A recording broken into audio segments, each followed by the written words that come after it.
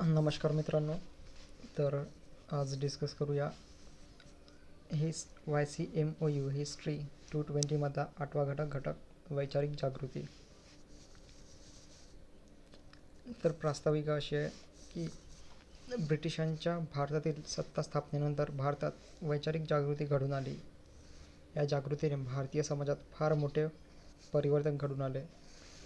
ब्रिटिशांच्या सत्ता स्थापनेनंतर भारतात वैचारिक जागृती घडून आली असे म्हटले की ब्रिटिशांच्या सत्ता स्थापनेपूर्वी भारतीय समाज वैचारिकदृष्ट्या निद्रावस्थेत होता असा तर्क करता येतो. याच दृष्टिकोनातून मध्ययुगीन भारतीय समाज हा अपरिवर्तनशील होता, त्याने प्रगतीकडे पाठ फिरवलेली होती आणि म्हणूनच त्याचा पराभव झाला असा विचार मांडला जातो. या विचारधारेवर ब्रिटिश दृष्टिकोनाचा प्रभाव दिसून येतो.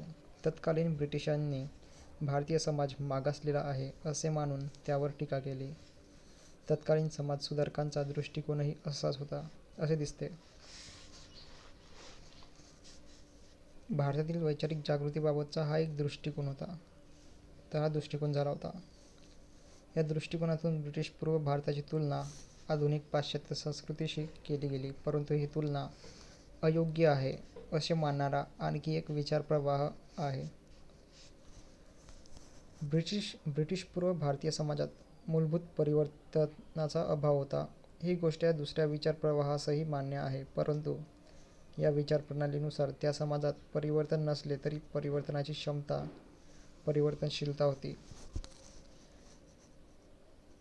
आता आपण ब्रिटिशपूर्व भारतीय समाज कसा होता ते पाहू. म्हणजे वर पाहिलेल्या दोन विचारप्रणालींपैकी कोणती विचारप्रणाली योग्य आहे हे ठरवता येईल. तर विषय विवेचनमध्ये पहिला मुद्दा आहे पूर्व परिस्थिती कशी होती भारताची. पहिल्याची त्याच्यामधला पॉईंट आहे क. पूर्व परिस्थितीमध्ये जाणून घेऊ राजकीय परिस्थिती कशी होती, आर्थिक परिस्थिती कशी होती, आणखी सामाजिक परिस्थिती कशी होती, तसेच धार्मिक परिस्थिती आणि शैक्षणिक परिस्थिती, आणि नंतर परिस्थितीचे परिणाम बघून घेऊया. तर राजकीय परिस्थिती कशी होती. तर मध्ययुगीन भारतातील राजकीय परिस्थितीची पुढील वैशिष्ट्ये दिसून येतात. एक म्हणजे अनियंत्रित राजसत्ता. मध्ययुगात भारतामध्ये राजशाही होती. राजांची सत्ता निरंकुश होती. सर्व सत्ता राजाच्या हाती एकवटलेली असे, त्यामुळे राजाच्या मर्जीनुसार सत्ता राबवली जाई. मग कधी फायदा होई तर कधी तोटा. अशा परिस्थितीमध्ये वैचारिक स्वातंत्र्याची शक्यता फारच कमी होती. सरंजामशाही बघूया. त्या काळी सरकारी अधिकाऱ्यांना त्यांच्या सेवेचा मोबदला पैशाच्या स्वरूपात मिळत नसे. सेवेच्या मोबदल्यात जमीन दिली जाई. सरदारांकडे मोठे प्रदेश कारभारासाठी सोपवले जात. त्यामुळे सरदारांना लष्करी व मुलकी दोन्ही प्रकारची कामे करावी लागत असे. राजा फारसा कर्तबगार नसला की त्याचे सरदार सरंजामदार प्रभावी बनत. सरदार त्याच्याकडील प्रदेशाचा जणू राजाच बनत असे. मोठा राज्यविस्तार व दळणवळणाच्या साधनांचा अभाव यांमुळे या सरदारांवर राजाचे नियंत्रण राहणे अशक्य असे.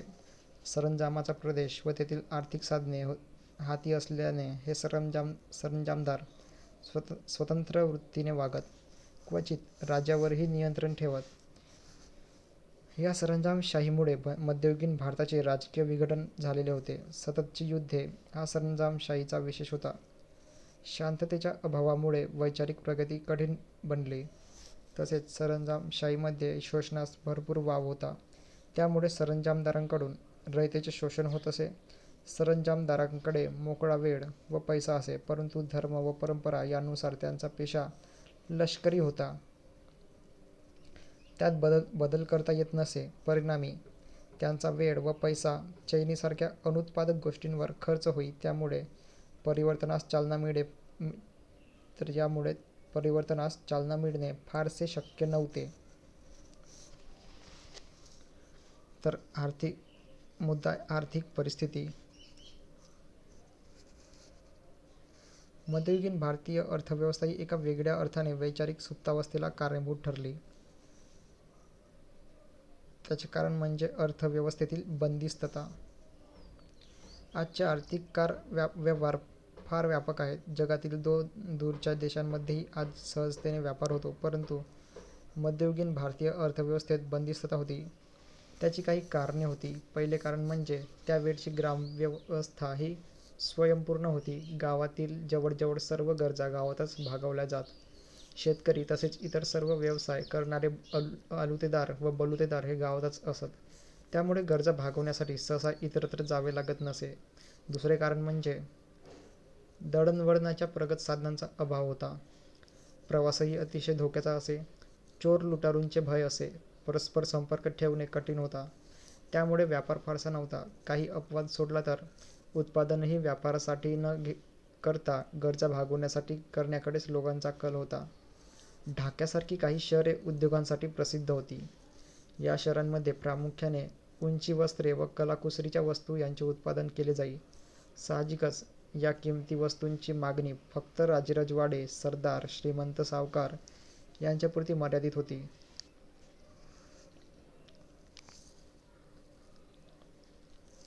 तर राजकीय परिस्थितीमध्ये पहिला बघितलो अनियंत्रित राजसत्ता, सरंजामशाही.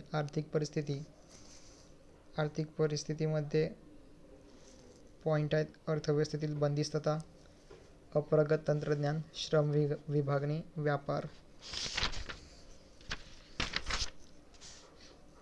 तर आर्थिक परिस्थितीमधला अप्रगत तंत्रज्ञान बघूया. उत्पादनांचे तंत्रही फारसे प्रगत नव्हते. फक्त गरजा भागवण्यापुरते ते पुरेसे होते. त्यामुळे आर्थिक विकास होऊ शकला नाही. श्रम विभागणी. तर श्रम विभागणी अशा प्रकारे होती. विशेषतः हिंदू समाजामध्ये प्रत्येक जातीचा व्यवसाय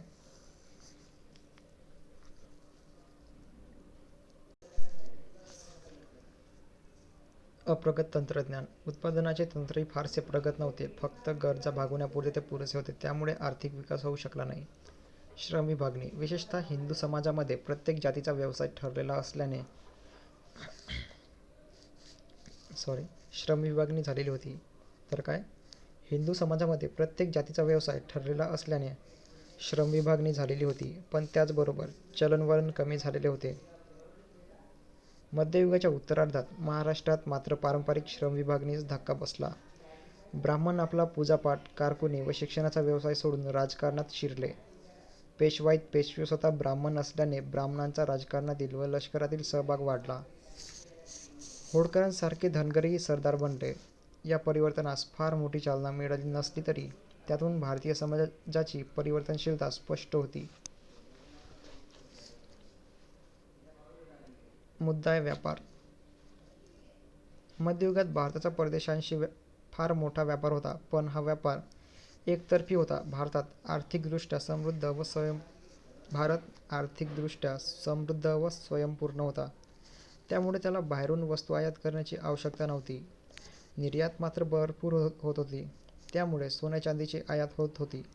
एकंदरीत परदेशांशी असलेला व्यापार भारताला फायदेशीर होता.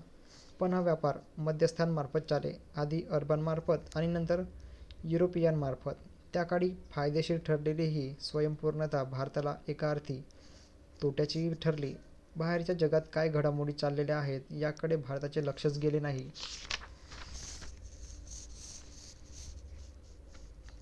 पुढचा टॉपिक बघूया. सामाजिक परिस्थिती. सामाजिक परिस्थितीमध्ये पॉईंट आहेत. जातीव्यवस्था होते, कुटुंब संस्था, स्त्रियांची परिस्थिती, विवाह संस्था. तर सामाजिक परिस्थितीमध्ये सामाजिक क्षेत्रांमध्ये धर्म व रूढी यांच्यामुळे जातीव्यवस्था, कुटुंब संस्था व विवाह संस्था यांच्यावर फार मोठी बंधने आली होती. स्थैर्य व परकीयांच्या आक्रमणाविरुद्ध या बंधनाचा फायदा समजला नाही. तर काय? स्थैर्य व परकीयांच्या आक्रमणाविरुद्ध या बंधनाचा फायदा समाजाला झाला. पण त्याचबरोबर गतानुगतिकता वाढली. तर जातीव्यवस्था. मध्ययुगीन जातीसंस्थेचे स्वरूप आजच्या जातींपेक्षा भिन्न होते. त्याकाळी व्यवसाय हा जातीव्यवस्थेचा फायदा होता. ती एक श्रम विभागणी होती. प्रत्येक जातीचा व्यवसाय ठरलेला असे. आपल्या जातीचा व्यवसाय सोडून दुसरा व्यवसाय केल्यास त्या व्यक्तीला आपल्या जातवाल्यांचा व ती व्यक्ती ज्या जातीचा व्यवसाय करेल त्या जातीच्या लोकांचा रोष सहन करावा लागे. जातीसंस्थेने व्यवसायाव्यतिरिक्त इतरही अनेक बंधने व्यक्तीवर घातलेली होती, ज्यात ही जन्मानुसार ठरत असे. व्यक्तीला विवाहसंबंध फक्त आपल्या जातीत जोडता येते, इतर जातीशी अन्नव्यवहार टाळला जाई. ही सर्व बंधने पाडली जातात की नाही हे पाहायला गोतसभा, इम्पॉर्टंट म्हणजे गोतसभा असत. या सभेचे नियंत्रण आपल्या जातीतील सर्व सदस्यांवर असे. बंधने न पाडणाऱ्यास वाळीत टाकले जाई. सामाजिक बाबतीत गोतसभेचा अधिकार राजसत्तेपेक्षाही जास्त होता. जातीच्या उतरंडीमध्ये सर्वात खालच्या जातीबाबत अस्पृश्यता पाडली जाई. अस्पृश्यता म्हणजे इनटचेबिलिटी. अशा समाजव्यवस्थेत नवविचारांना संधी फारच कमी होती.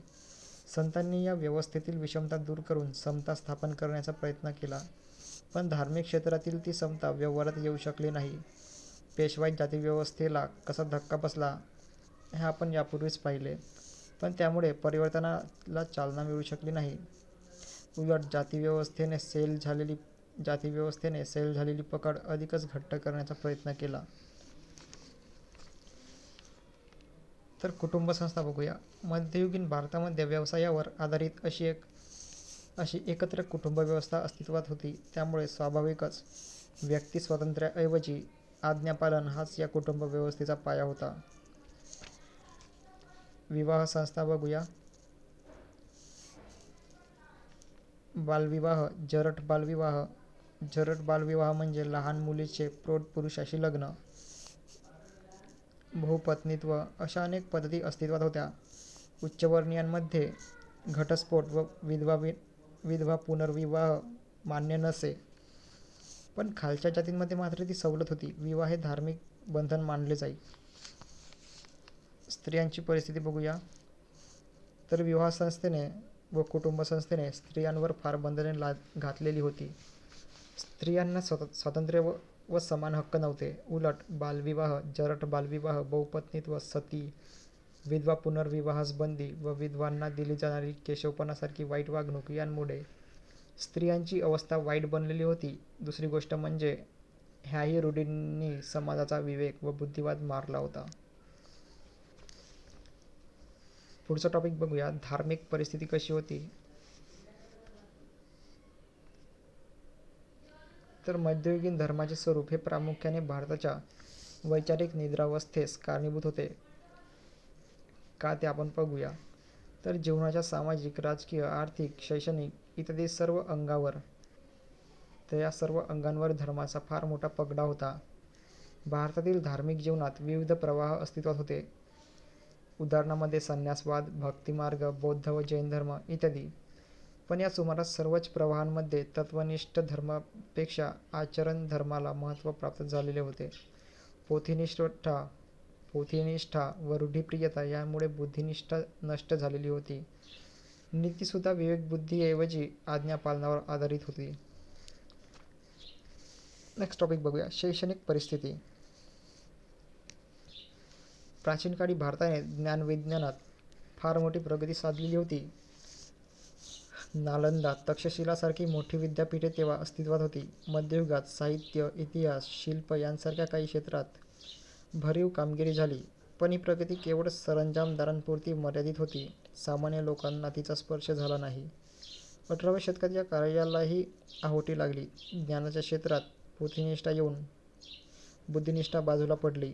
पाठांतराला महत्त्व प्राप्त झाले. शिक्षणाच्या क्षेत्रात जास्त करून ब्राह्मणांची मक्तेदारी होती.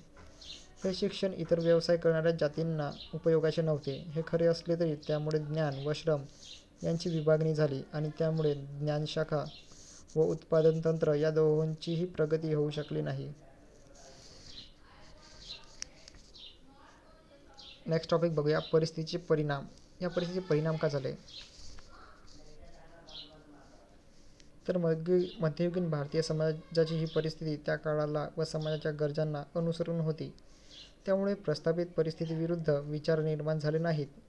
या वैचारिक निद्रावस्थेतून भारतीय समाजाला जाग आली ती परिस्थिती बदलल्यावरच. ब्रिटिशांच्या सत्तास्थापनेमुळे भारतात फार मोठे परिवर्तन घडून आले. परिस्थितीचे संदर्भ बदलताच दृष्टिकोनात व विचारातही फरक पडला आणि आतापर्यंत जी परिस्थिती स्वाभाविक म्हणून स्वीकारली गेली होती त्याच परिस्थितीत काही भारतीयांना दोष जाणवू लागले. मध्ययुगीन परिस्थितीचे दुष्परिणाम डासू लागले. तत्कालीन राजकीय व्यवस्थेमुळे भारताचे राजकीय विघटन झाले. ब्रिटिशांनी या विघटनाचा फायदा करून घेतला. या सत्ताधीशांना एकटे गाठून त्यांचा पराभव केला. या परिस्थितीने समाजात एक प्रकारची बंदिस्तता आणली. रूढींच्या बंधनामुळे भारतीय लोक फारसे इतरत्र गेले नाहीत. पाश्चिमात्य देश होते तर पाश्चात्यांद्वारा त्यांची संस्कृती घरात आली. पण प्रस्थापित परिस्थितीत या संस्कृतींची दखल घेण्याची जरुरी भारतीयांना नव्हती.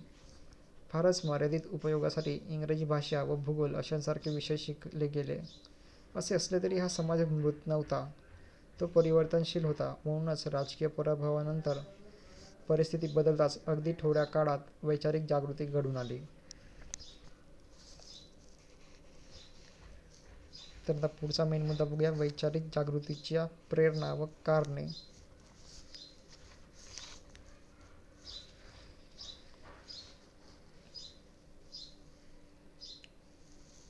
तर आपण पाहिले की ब्रिटिशांनी भारतात सत्ता स्थापन केली आणि भारतात वैचारिक जागृती झाली. वैचारिक जागृती झाली म्हणजे भोवतालच्या वातावरणाबद्दल जागरूकता निर्माण झाली. स्वतंत्र कल्पना पुढे आल्या आणि त्यांना अनुसरून कार्य होऊ लागले. आता आपल्याला असा प्रश्न पडेल की ब्रिटिशांच्या सत्ता स्थापनेनंतर असे काय बदल झाले की ज्यामुळे वैचारिक जागृती घडून आली. याच प्रश्नाचे उत्तर आपल्याला या घटकात शोधायचे आहे. त्याच्यामधला पहिला मुद्दा बघूया, आधुनिक पाश्चात्य संस्कृती. तर बुद्धिवाद, ऐहिकता, राष्ट्रवाद, औद्योगिक क्रांती, उदारमतवाद व व्यक्ती स्वातंत्र्य व समता यांवर आधारित लोकशाही ही पाश्चात्य संस्कृतीची महत्त्वपूर्ण वैशिष्ट्ये होती. विविध माध्यमांद्वारे पाश्चात्य संस्कृतीशी व तिच्या या वैशिष्ट्यांशी भारतीय समाजाचा संबंध आला.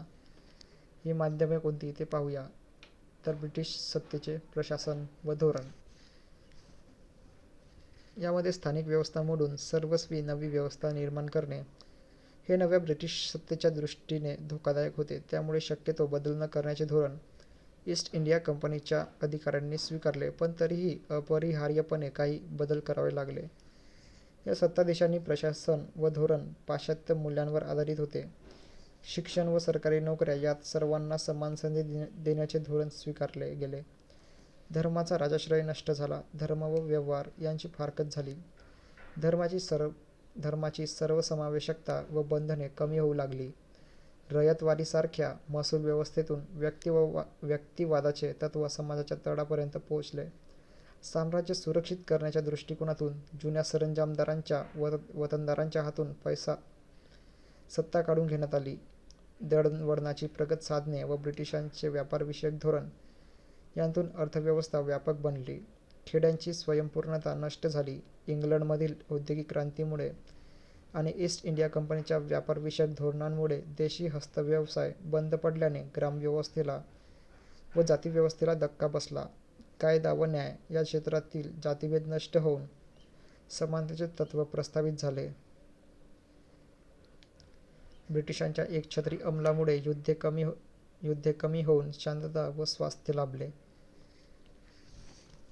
पुढचा मुद्दा बघूया, पाश्चात्य शिक्षण. तर धर्मप्रसार करणे, प्रशासनाचा व्याप सांभाळण्यासाठी भारतीयांना तयार करणे, पाश्चात्य संस्कृतीचा प्रसार करणे, ब्रिटिश मालाला गिऱ्हाईक तयार करणे व या हेतूंमधून ख्रिस्ती धर्मोपदेशकांनी ब्रिटिश सरकारने पाश्चात्य शिक्षणाची सुरुवात केली. नोकरी व्यवसाय मिळवण्याच्या दृष्टीने भारतीयही पाश्चात्य शिक्षणाकडे वळले. बुद्धिवाद, ऐहिकता, स्वातंत्र्य, समता यांवर आधारित अशा पाश्चात्य शिक्षण व्यवस्थेमुळे वैचारिक जागृतीस फार मोठी चालना मिळाली. निसर्गविज्ञानांचा, पाश्चात्य इतिहासांचा समावेश या अभ्यासक्रमात झाला. स्त्रिया व सर्व जातींना शिक्षण खुले झाले.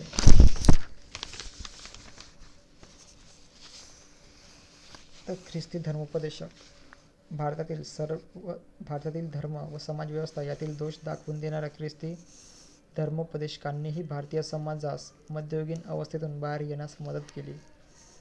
तसेच धर्मप्रसार व पाश्चात्य शिक्षणांमार्फत पाश्चात्य मूल्यांचा परिचय भारतीय समाजास करून दिला.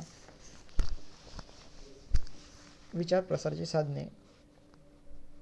वृत्तपत्रे व नियतकालिके यांसारख्या विचार प्रसाराच्या साधनांनीही प्रबोधनात महत्त्वपूर्ण कामगिरी बजावली. नव्या मध्यमवर्गीय नेतृत्वांमध्ये ज्या नवविचारांचा उदय झाला त्या नवविचारांचा प्रसार सुशिक्षितांमध्ये करण्याचे काम या साधनांनी केले.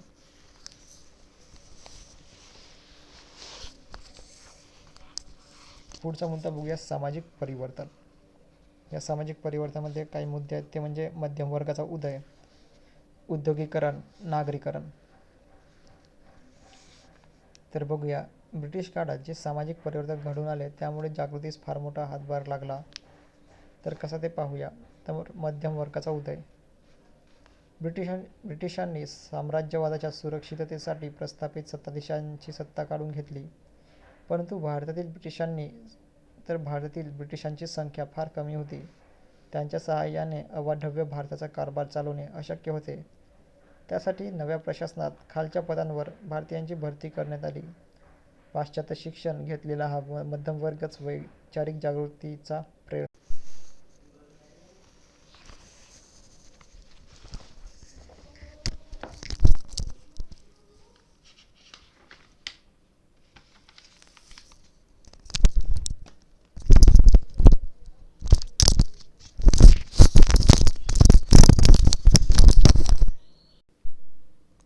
पुढचं टॉपिक बघूया, वैचारिक जागृतीचे स्वरूप व वैशिष्ट्ये. वैचारिक जागृती घडून आली म्हणजे निश्चित काय झाले याचा विचार आपण या उपघटकात करणार आहोत. तर ब्रिटिशांचे प्रशासन, उद्योगीकरण व नागरीकरण या परिवर्तनामुळे जुनी समाजव्यवस्था मोडकळीला येऊन नवीन व्यवस्थेचा पाया घातला गेला. त्याचबरोबर ब्रिटिशांचे प्रशासन व धोरण, पाश्चात्य शिक्षण आणि ख्रिस्ती धर्मोपदेशकांचे कार्य यांतून पाश्चात्य मूल्यांशी व विचारांशी भारतीय समाजाचा संबंध आला. ब्रिटिश प्रशासनातून जो नवा मध्यमवर्ग उदयाला आला त्यातून नवे नेतृत्व पुढे आले. या नेतृत्वात प्रथम वैचारिक जागृती घडून आली.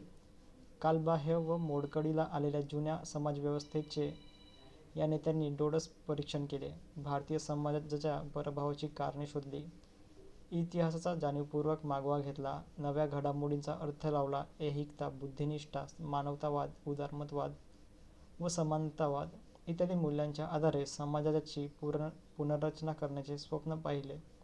अशा प्रकारे भारतात जी वैचारिक जागृती घडून आली तिची काही वैशिष्ट्ये दिसून येतात. ती वैशिष्ट्ये आता पाहू. ती वैशिष्ट्ये म्हणजे सुधारणा, पुनरुज्जीवन, सर्वांगीण सुधारणा, असे काही मुद्दे आहेत. तर बघूया सुधारणामध्ये. या काळातील विचारवंतांना समाजात काही दोष दिसले. ते दूर करून नव्या मूल्यांच्या आधारे सुधारणा करण्याचा प्रयत्न त्यांनी केला. हे आपण आधी पाहिलेच. म्हणजेच सुधारणा हे या वैचारिक जागृतीचे महत्त्वाचे वैशिष्ट्य होते. जरी या वैचारिक जागृतीच्या प्रणेत्यांवर पाश्चात्य संस्कृतीचा प्रभाव असला तरी पूर्णपणे नव्या पायावर समाज उभारणी ही नेहमीच अशक्य असते. तशी क्रांती करण्याचा प्रयत्न नव्या नेतृत्वाने केला असता तर इतर परंपराप्रिय समाजाने ती क्रांती स्वीकारली नसती. उत्क्रांतीच्या मवाळ मार्गाने या सुधारकांनी सुधारणा सुचवल्या पण त्याही समाजाला मानवलेल्या नव्हत्या. त्यासाठी सुधारकांना सनातनींचा विरोध सहन करावा लागला होता. म्हणूनच उत्क्रांतीच्या मार्गाने सुधारणा करण्याचा मार्गच नव्या नेतृत्वाने स्वीकारला. तर मुद्दा बघूया पुढचा वैशिष्ट्य सर्वांगीण सुधारणा. झालेली जागृती वैचारिक असल्याने ती जीवनाच्या कोणत्याही एका क्षेत्रापुरती मर्यादित राहणे शक्य नव्हते. त्यामुळे सामाजिक, धार्मिक, आर्थिक, राजकीय व सांस्कृतिक अशा सर्वच क्षेत्रांत या वैचारिक जागृतीचे पडसाद उमटले. बऱ्याच सुधारकांनी अनेक विषयांबाबत विचार मांडलेले दिसतात. या संदर्भात न्यायाधीश महादेव गोविंद रानडे यांनी मांडलेले विचार फारच समर्पक आहेत. त्यांच्या मते समाज हा गुलाबाच्या फुलाप्रमाणे असतो.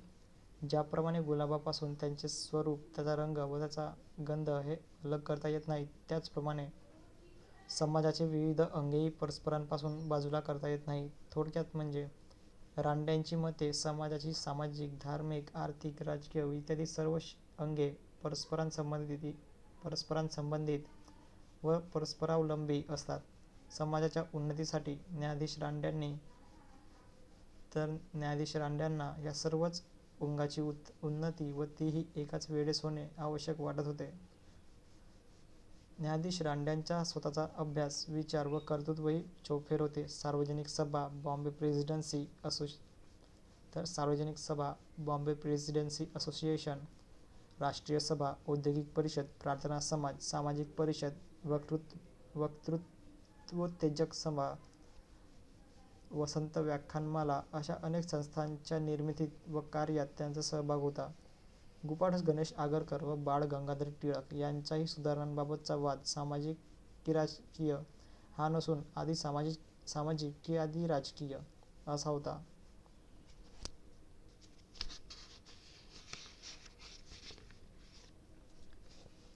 पुढच्या वैशिष्ट्य बघूया. पुनरुज्जीवन.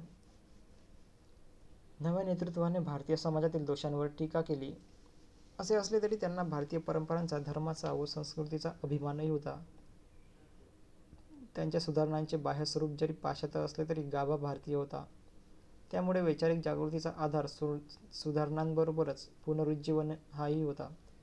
पुनरुज्जीवन म्हणजे पुन्हा जिवंत करणे, पण हा अर्थ एवढ्यापुरताच मर्यादित नाही, तर भूतकाळातील जुन्या गोष्टींना नव्या युगाच्या संदर्भात नव्या मूल्यांच्या आधारे जिवंत करणे म्हणजे पुनरुज्जीवन. त्यामुळे हे पुनरुज्जीवन नव्या आधुनिक विचारांच्या चौकटीत बसतील अशाच गोष्टींचे होते. या पुनरुज्जीवनाबाबतचे दोन भिन्न दृष्टिकोन प्रबोधन काळात होते. सामाजिक सुधारकांचा आणि राजकीय नेत्यांचा, विशेषतः जहाल नेत्यांचा. सुधारकांनी भूतकाळाचे पुनरुज्जीवन केले, पण ते करत असताना त्यांचे ध्येय समाज सुधारणा व धर्म सुधारणा हे होते. चिपळूणकर, टिळक आदींनी केलेले पुनरुज्जीवन स्वदेशाभिमान वाढवण्यासाठी होते. त्यांचा दृष्टिकोन मुळातच ब्रिटिश विरोधाचा होता, तर समाजसुधारकांना मात्र ब्रिटिश राजवट उपकारक वाटली. पुढचा वैशिष्ट्य राष्ट्रवाद. राष्ट्रवाद हे या वैचारिक जागृतीचे अंतसूत्र होते. या जागृतीचे पडसाद सर्व क्षेत्रांत उमटले आणि सुधारणेचे प्रयत्न झाले. त्यामागे राष्ट्रवाद होता. सर्व नेत्यांचा हेतू भारतीय समाजाची सर्वांगीण सुधारणा करून त्याला बळकट बनवणे हा होता. या एकात्मतेबरोबरच भारताच्या स्वतंत्र व्यक्तित्वाची जाणीव प्रत्येकालाच होती. त्यातून भारताच्या स्वतंत्र स्वातंत्र्याची मागणी पुढे आली. अगदी धर्मांतर करून ब्रिटिश बनलेल्या अनेक भारतीयांचाही दृष्टिकोन अशाच प्रकारे राष्ट्रवादी होता. त्यांनाही भारतीय समाजाची उन्नती हवी होती. फक्त त्यासाठी त्यांनी धर्मांतराचा वेगळा वरकरणी राष्ट्रद्रोही वाटणारा मार्ग चोखाळला.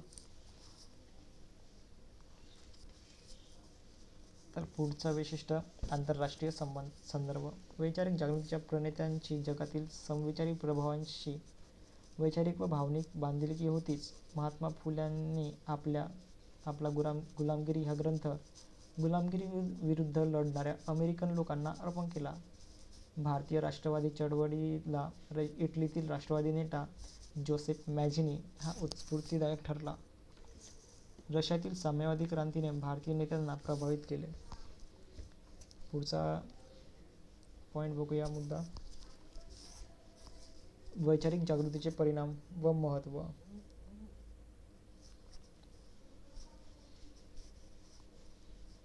तर भारतातील वैचारिक जागृती भारतीय समाजाच्या दृष्टीने फारच लाभदायक ठरली. ती कशी हे समजण्यासाठी आपण या वैचारिक जागृतीचे परिणाम काय झाले ते पाहूया. हे परिणामच या जागृतीचे महत्त्व सांगणारे आहेत.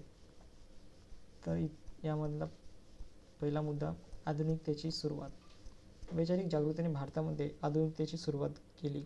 एकता, बुद्धिनिष्ठा, राष्ट्रवाद, व्यक्तिस्वातंत्र्य, समता, लोकशाही इत्यादी आधुनिक मूल्ये रुजण्यास पार्श्वभूमी तयार केली.